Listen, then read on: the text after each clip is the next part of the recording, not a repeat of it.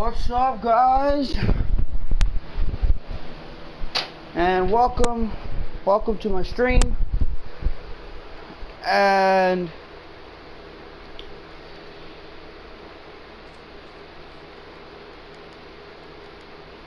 welcome all.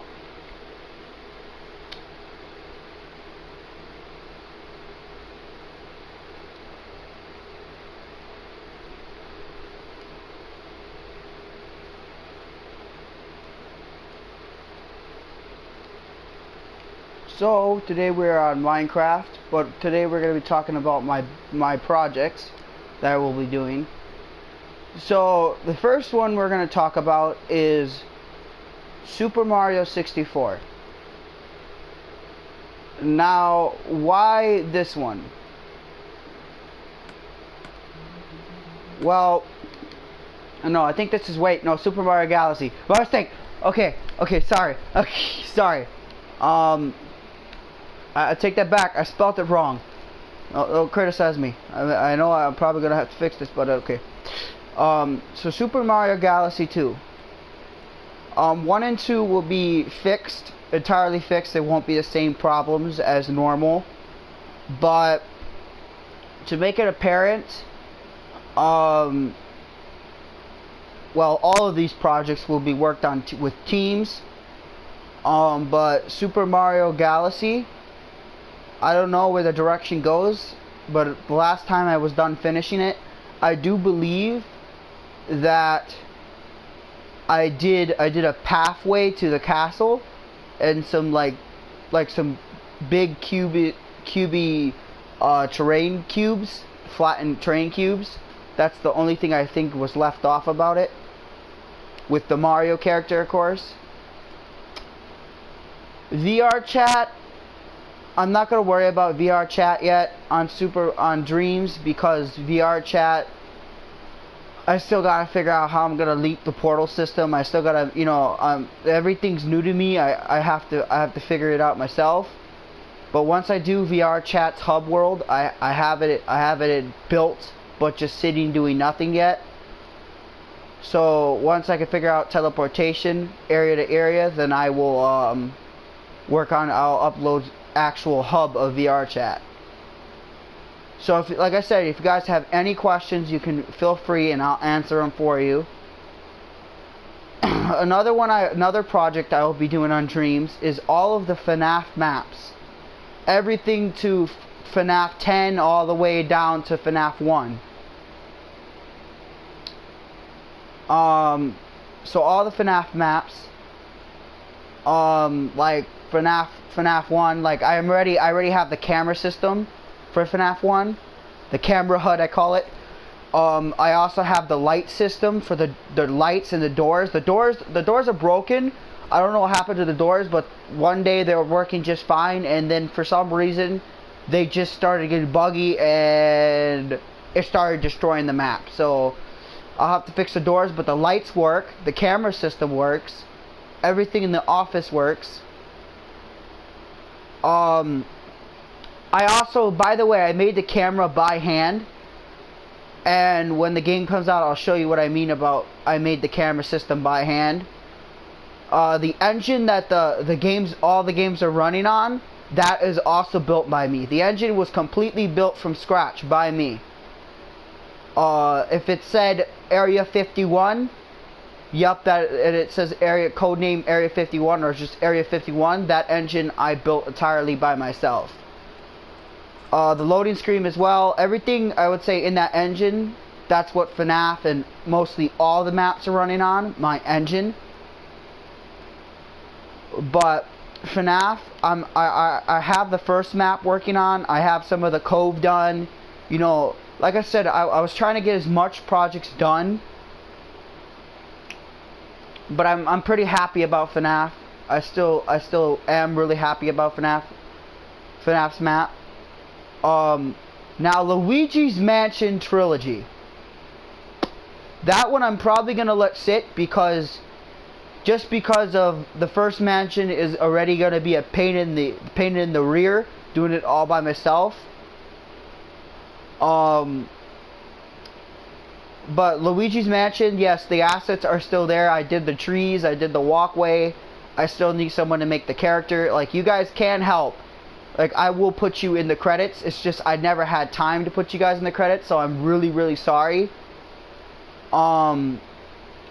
If I didn't have time to put you guys in the credits. But like again, everyone that helped me do the trees, Cross, everyone in the community, I have one thing to thank for you. I said thank you for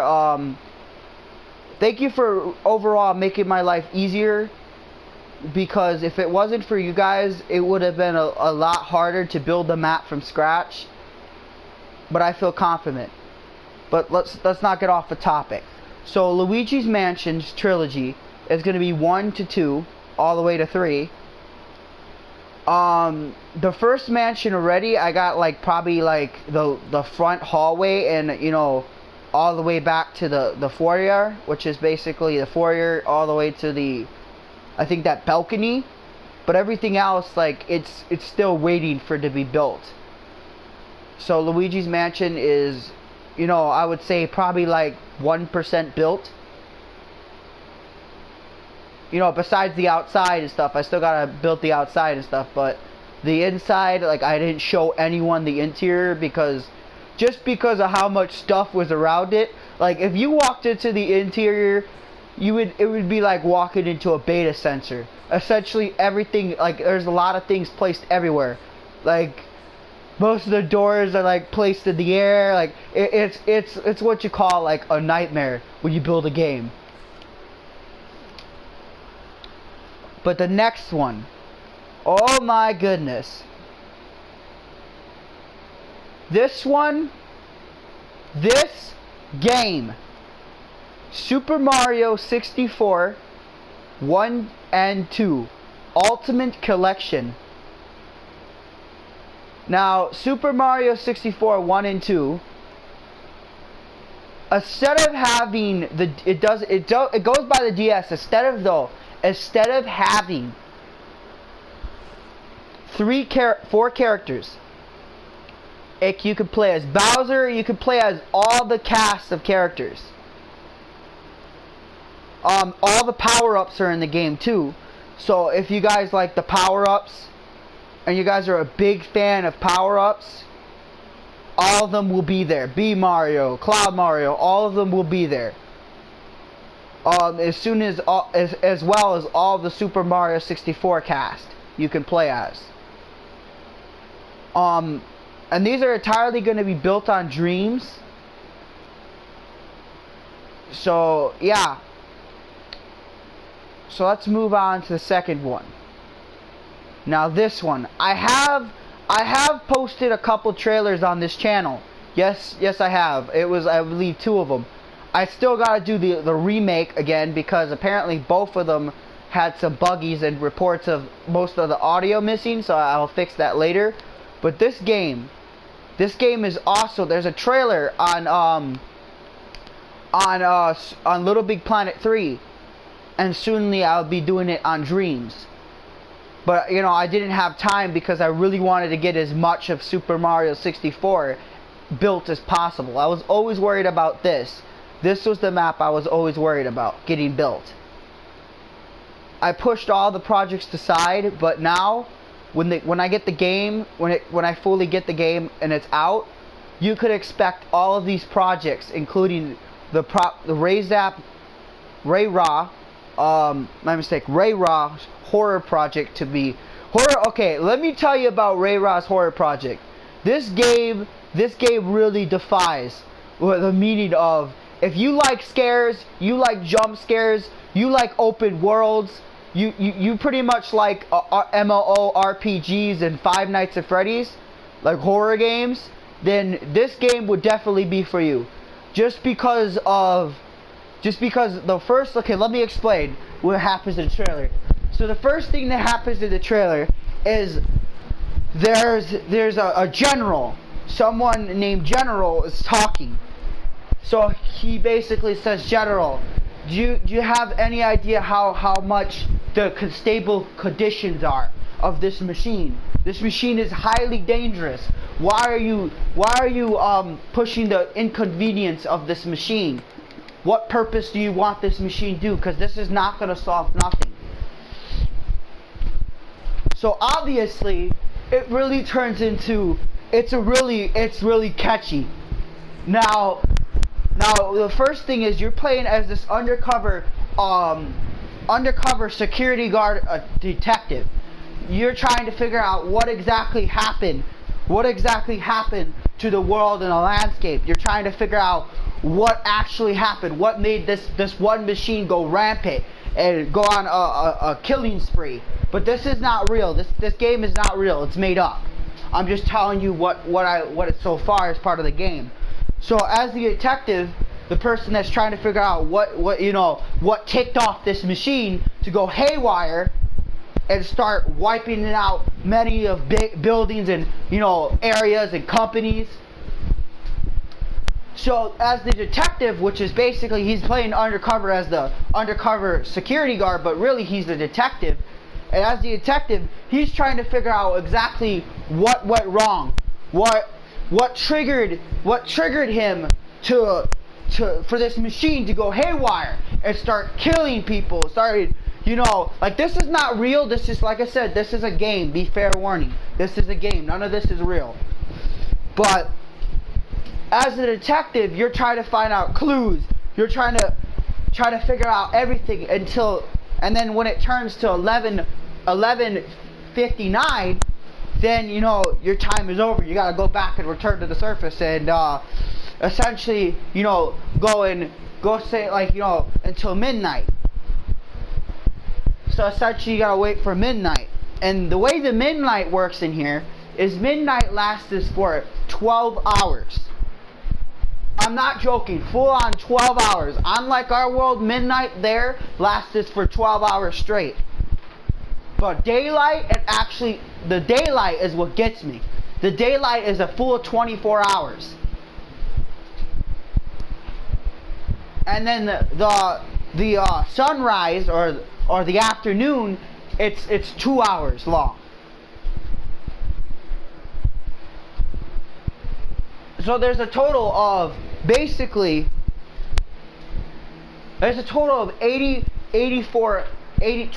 hours in a day. That's the difference where they're at. The difference is it's 24. It's 28. Wait, no. No, correction. It's 38 hours in a day. So the difference between our day is it's not really 34 hours. It's actually 48 hours in a day, which is 2 days in one day, which is really complicated. So midnight lasts for 12 hours. I do believe the afternoon or the sunrise, I don't know how that would fit in hours, but essentially it's like a day. Like it would only, like, if you were in that world, a day will be considered 2 days in one. So essentially it'd be a full 24 hours for morning, and if I'm correct, yeah, that's 48 hours. So divided by 48 hours is 24 hours, but except take the 4 away from it. And the 4 is so there's 4 hours in the afternoon before the sun rises, and then there's another 20 hours for midnight. Midnight's 20 hours long. So it's really like you go into the area and it's like the balance is completely, unlike our world, the balance is completely off. Like you could walk in that world and all of a sudden it could be morning for you, but morning in there, it could be like, it could essentially be 24 hours for morning, essentially. But when you go down there, I also want to say this is, midnight is 20 hours. But the only difference about it that makes it weird is once it hits 12 o'clock, this is where the game has a switch. This is where the game instantly says, okay, you thought we were done. You thought these things actually, instead of just killing you, you didn't think these things can actually turn into a full-on RPG. Where the machines that you're watching and making sure they don't escape are the same machines that can literally go up to the surface and do full-on bounties and combat missions. It really changes, because you're like, okay, hold up. How did this all start? So we're gonna go to the very beginning.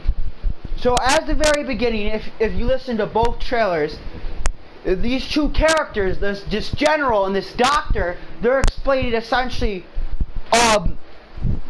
what is this thing? Like they're trying to I cut out certain things because I didn't want to make it, you know, I wanted to keep it up in a hype train. Like, it was pretty good. And the contrast, it's there. It's really there. Like, if you see it, you'll understand it. It's a really good game.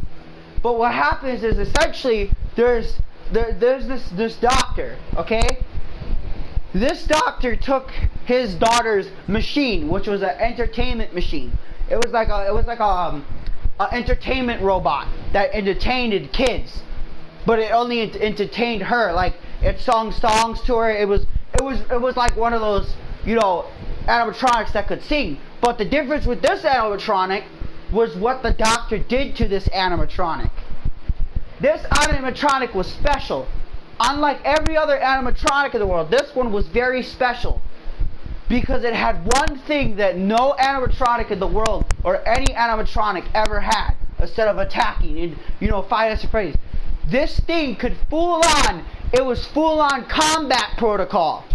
Like, it could fight.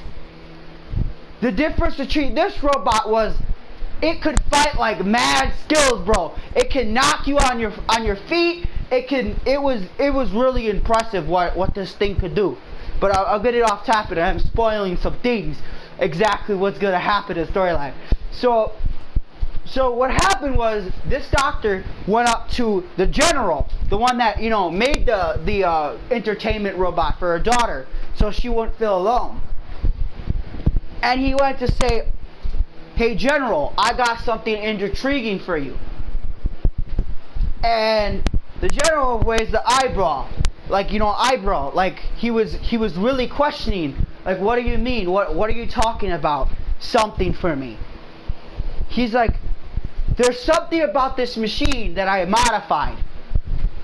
And, you know, being the general, he built that machine just to, you know, it was a machine so her daughter wouldn't feel alone. It was like, it basically made her not feel lonely. The music helped her calm down, so it didn't make her feel lonely. So essentially, when he found out, he took his daughter's machine and turned this into a combat protocol machine that was literally extremely armed. Like, it was not even funny. Like, he was mad. He was like, oh, let me give you a good example.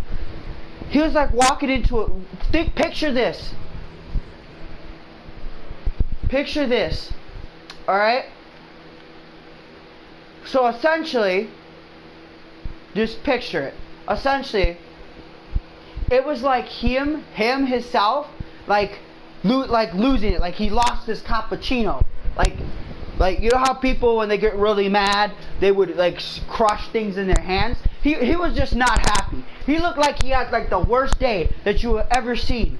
Like, it was bad. It was like he literally ticked him off. And, like, he was, like, this man was literally, like, he had no, like you instantly took away his cup of coffee. Like, he was, like, literally beyond ticked right now. And he told the doctor, "Fix it now." And the doctor said, "Okay, I can't fix this." And he's like, "Why not?" And he says, "Because I already did it. That would be a waste of materials just to build this machine, and then all of a sudden to tear it down. Like, do you even understand?" So, you know, a couple days he basically said, "You know what? You're fired for 5 days. get out of my office. Like, he was not having it at all. Like, this man literally dropped. Like, he was done. He didn't want to hear no more of it. Like, he was instantly done. Like, he literally lost it when he found out. He lost it. He had no patience. So 5 days later, he comes back in the office and says, "General, can we please talk about this? I think you would like this. What how smart this thing is." I said, like, this was really smart. Like, it could, like, if you cut off all the breakers in the building, this thing could see full on color in pitch darkness. Like, it could be pitch black, and it could see it just like daylight, like a sun, like lit up the whole area.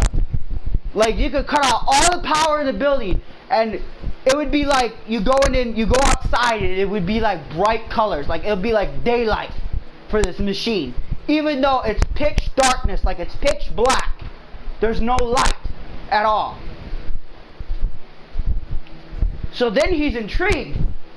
He's like, "This is intriguing."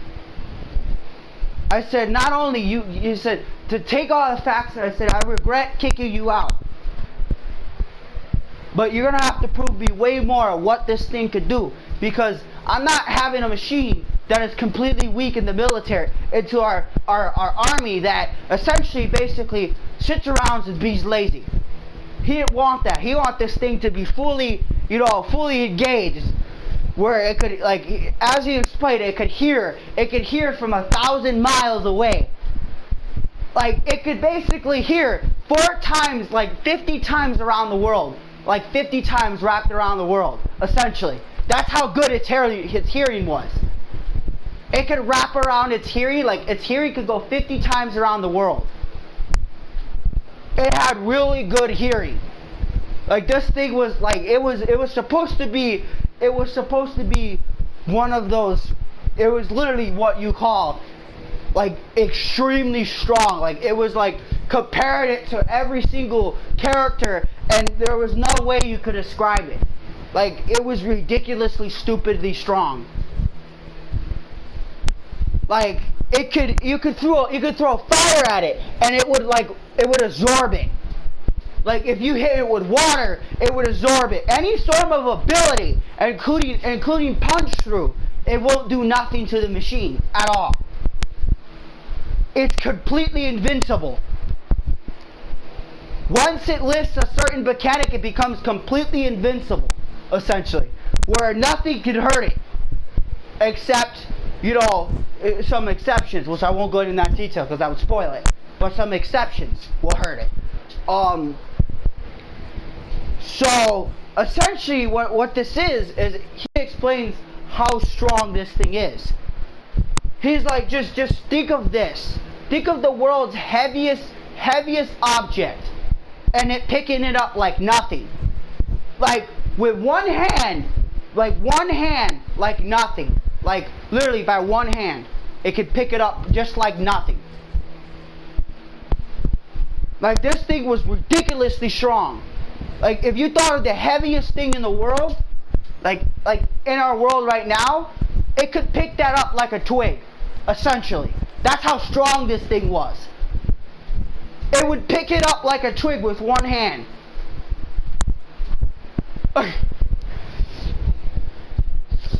And he was literally shocked.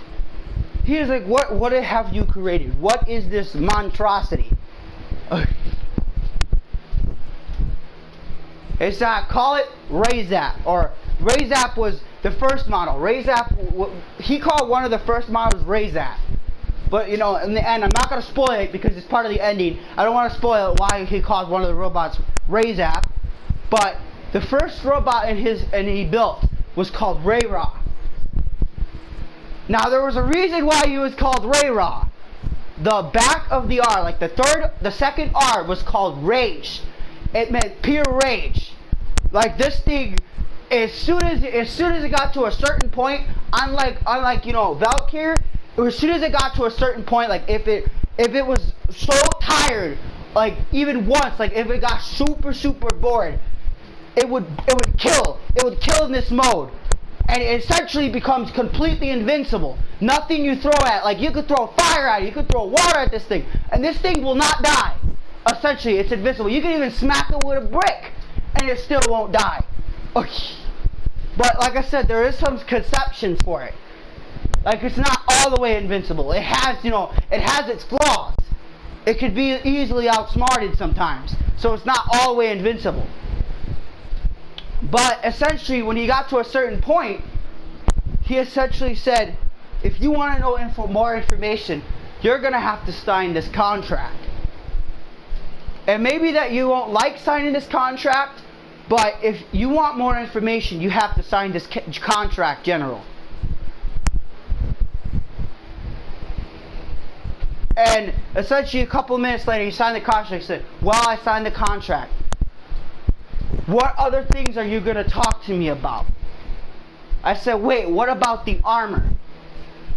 And he was like, what about the armor? The armor is nothing. None of your concerns. He said, I said, that would be your concern, General. And he's like, why? Tell me why would that be my concern? And he's like, did you know, unlike every game world, every single movie, this thing, its armor is ridiculously strong.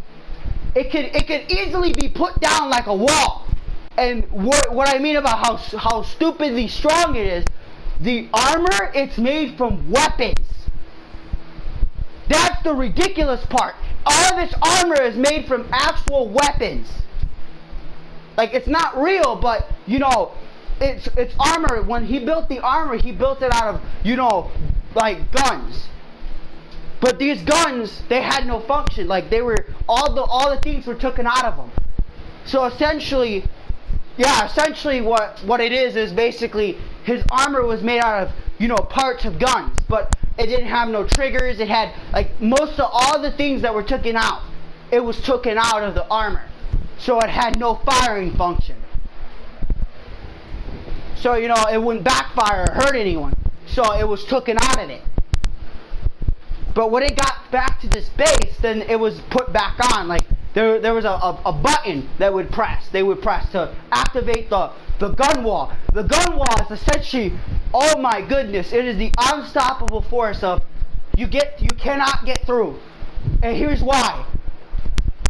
Essentially, the gun wall ability is so broken. It is so bad. Matter of fact, it is so bad that it can nail headshots in midair. You could run really fast and it can nail you in midair.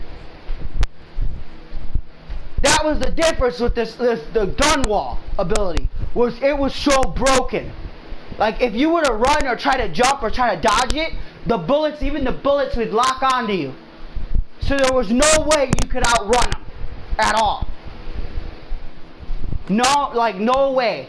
Like, you could run, but the bullets had like a lock-on feature where it would lock onto you if you try to run or try to jump.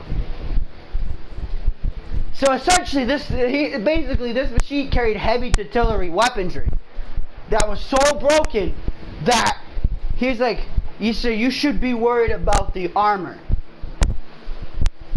And his one word was, why should I be worried about the most useless thing? I said, it's not useless. And he's like, what do you mean it's not useless? He's like, here's why. So he tells the machine to plant down the wall. He's just thinking, okay, the wall is, you know, it's nothing. You know, it's nothing. Like, it can't do nothing. It has no specific meaning. But here is where the shit gets OP as fuck. Where essentially when he plants down the wall, he is so fast. Not even any single superhero or anything could catch up to him. Like, he was so ridiculously fast that he could TP all the way to all the way around the world. Like, all the way to the other end of the other states of, you know, the big population. He could teleport there all the way to the US in one go. Like, it was mad broken. Ugh. When you justified this, it basically could teleport any state, no matter how far it was out. And this is where it got even more crazier, for that matter. It was not just that. It couldn't just, you know, run real fast where it teleports everywhere. No. This thing could go to outer space. You heard me right. This thing could literally go out of space. Full-on combat mode. This thing was extremely ridiculous. And when they saw that, they were intrigued. They wanted it. They said, now you really intrigued me. You really got me to be intrigued. I'm really intrigued about this. So he's like, please tell me more what this thing is.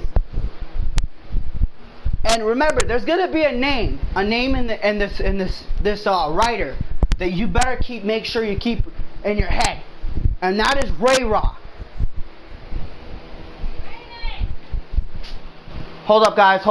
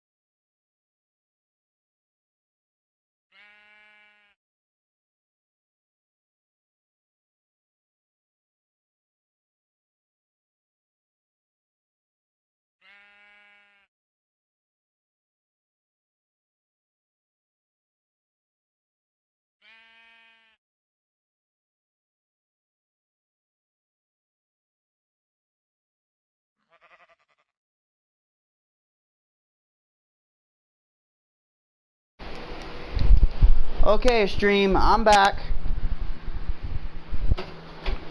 I'm so sorry about the convenience, but as I was saying, so yeah, after all that, I'm trying to remember what I was saying again. Oh yeah, so after the general part and all that, after the contract sign, after all that, I might have to go back to the video and think about what I was saying 8 minutes ago. But yeah, he was still mad after this, but I guess I can't say anymore, because I don't want to make the stream a lot longer than it is. But I could say, if you pay attention to the updates that I'll be doing on this, I think you may like this more. But now we gotta go to the next one. Okay. FNAF World. Now FNAF World. So what about FNAF World? There's not really much I could talk about FNAF World. Just because of, you know, I'm still trying to work on the shell. Like, I have the concepts, the designs, I have the map ideas. There's not much as I can say about FNAF World, but I would say it's doing really good. The next one is Super Mario Sunshine. Now, my opinion, this is one of my favorite games, as well as Luigi's Mansion. Super Mario Sunshine, I did have like some of Isle Delfino Plaza, but you know, the game being a game back, because just now I lost the data for it because of my internet. So yeah, now I have to make that by hand, but it was doing pretty good. Like, it was, I would say, like, if you were to name like one part of the plaza, like, I only got like the outside shell, like what I mean, like a L done with it. The rest, like inside that cube, the rest on the two corners, those are the ones that are not done. Like, they're there, but it's just, you know, they're very glitchy and that you can't walk through them. They're not solid. And for the final one, Portal.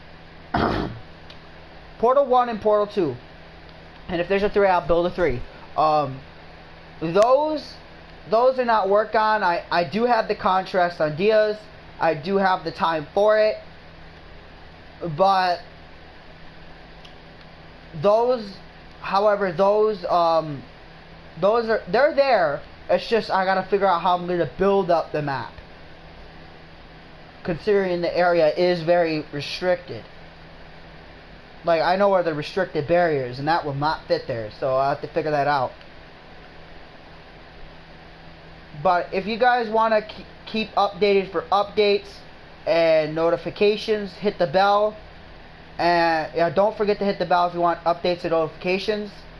Like and subscribe. Let's get up to a higher than 5 subscribers.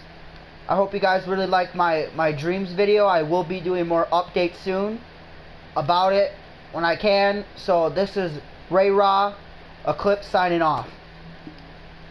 Peace out.